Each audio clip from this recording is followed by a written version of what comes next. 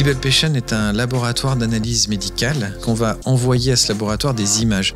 Donc c'est un laboratoire en ligne et numérique. Ces images sont les images du patient, scanner ou IRM, et en retour, le laboratoire fournit une modélisation en 3 dimensions, une sorte de copie digitale numérique du patient sur lequel le chirurgien va pouvoir travailler et préparer son opération chirurgicale.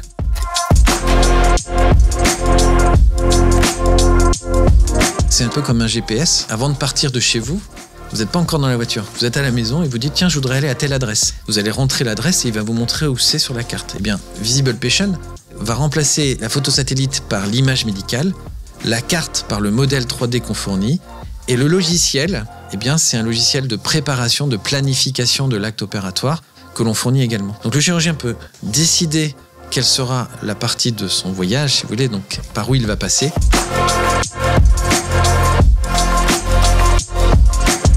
Pour le patient, ce que ça lui permet d'avoir, c'est une meilleure compréhension de ce que va lui proposer le chirurgien, parce que cette image en 3 dimensions est très facilement compréhensible par tous. Pour donner un exemple, quand vous avez un foie, certaines personnes, ça vous sait, mais si je vous parle d'une glande surrénalienne, là, ça va être déjà un peu plus dur. Et en fait, vous avez pas mal de structures anatomiques comme ça qui sont complexes en termes de compréhension. Si j'explique au patient que la tumeur est localisée dans le segment 7 en arrière de la veine hépatique droite, ça ne parle pas à grand monde.